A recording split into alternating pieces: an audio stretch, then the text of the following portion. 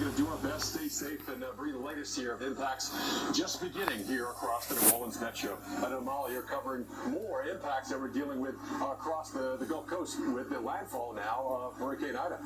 Yeah, Hurricane Ida has officially made landfall, but we're going to talk about the impacts that will extend well beyond the coast, because there certainly will be. We are just at the beginning of Ida right now, and we've mentioned that this is really going to put on the brakes as far as that forward speed. And look, it spends the better part of Monday over Mississippi. You just heard Paul talk about those power outage potentials. That extends well into portions of Mississippi as well, where we're going to watch those higher wind speeds, not necessarily what we're seeing at the coast, but still strong enough that we could see some power outages across Mississippi as well. And the rainfall amounts, just look at this footprint from the coast of Louisiana all the way through Mississippi. Even areas like just outside of Nashville, the Waverly area, certainly do not need any more rain. This extends all the way up into the Northeast. So flash flooding likely, where you see in red, so that includes Grand Isle right now, obviously seeing storm surge on top of the rainfall that's falling. But even the areas in yellow up into southern Mississippi, Hattiesburg, over into Macomb, Mississippi, likely to see some flash flooding, as we're just going to see torrential rainfall continue to move in, and it's going to be slow moving, so that really just allows the rainfall to pile up pretty quickly. On top of that, we do have the threat for some tropical tornadoes. These do tend to spin up very quickly. They are short-lived, but they can do quite a bit of damage. So we do have a Torcon of 3. That does include areas like Gulfport over to Mobile, Alabama. That continues for tomorrow for many of the same areas. We're very concerned about the flooding potential for tomorrow for the state of Mississippi, and really the entire state has the potential to see at least some kind of flash flooding. We'll stay with the Weather Channel and our team of veteran meteorologists through Hurricane Ida. We'll be watching very closely, and we have crews all over the coast, stretching from Broussard all the way to Gulfport, Mississippi. You can download our app on your TV and existing cable and satellite subscribers. Okay, our mission is to provide complete balanced nutrition for strength. Call 1-800-470. I do. Currently in our area, 75 degrees under cloudy skies.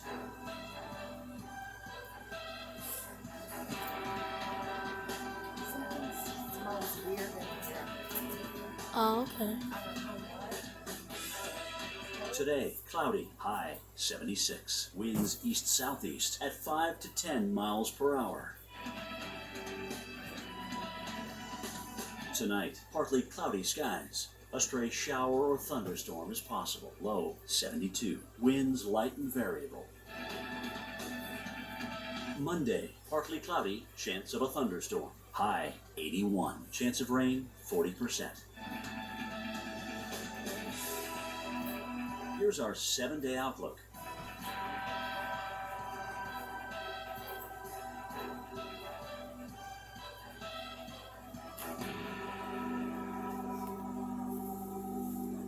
You can't stop a force of nature. This hurricane season, rely on one of your own. It's a fact. No other news network out there is trusted more than the Weather Channel. Trusted to give you every advantage before the storm. Trusted to be there where and when you need us. Trusted to work around the clock until every threat is over. We're in this for the long haul. Because America doesn't trust hurricane season to just anyone.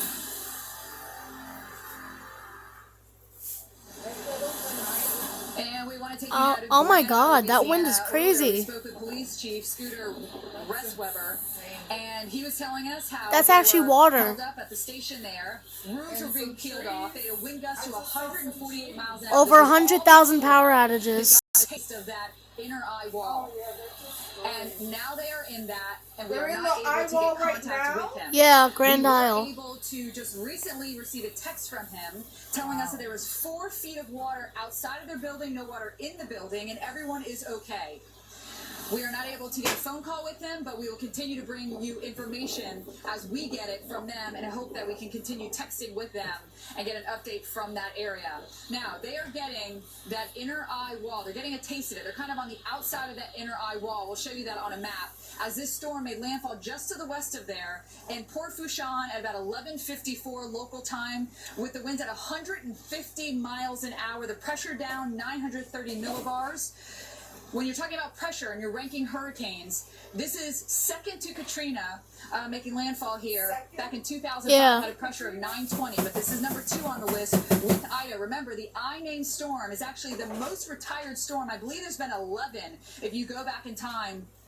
With the records, but it is the most retired named storms, and this one I have a good feeling about will be retired as well. A bad feeling about it because it's such a strong storm here. This is a 5th Cat 4 to make landfall in Louisiana. We had a couple in the 1800s, Betsy in 65 and Laura in 2020. Remember, when you're talking about winds this strong at 150 miles an hour, you're talking over 200 times more destructive than a Cat 1 with winds at 75 miles an hour.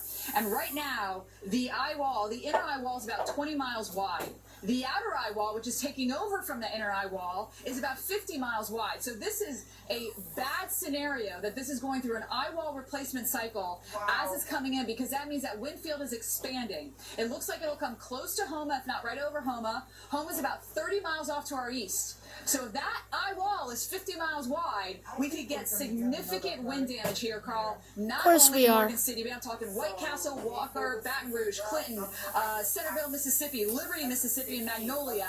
So many more places could be feeling the wind effects from this. Yeah, absolutely. You know, even as the storm is coming inland, it is over mostly intertidal areas. So there's still a lot of warm water over the land. We call that the Brown Ocean, and that's going to keep this thing fairly strong for some time to come. Winds now gusting to 74 miles per hour in Grand Isle. They gusted to 98 earlier today. As Stephanie mentioned, they are now right on the outside edge of that inner eye wall. That's where the very worst of the weather is right there. That's going to be coming into Galliano before too long, and then eventually will come up towards Homa as well. Here's the secondary eye wall. That is what is going to make its way up through New Orleans, we think, this afternoon. Looking at some of the velocity data, inbound velocities here, several thousand feet off the ground, of 136 miles per hour just to the southwest of Grand Isle. So you've got that very dangerous core of the storm, but a much larger area of strong winds that is now coming up through southeastern Louisiana and coming into southern Mississippi.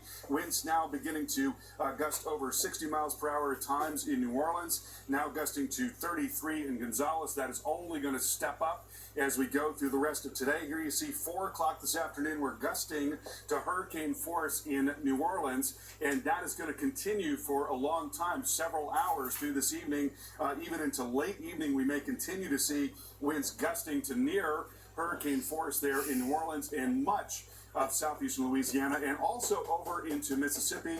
Let's get over to Tevin. He has been reporting on the storm there. And Tevin, a very large wind field with this storm.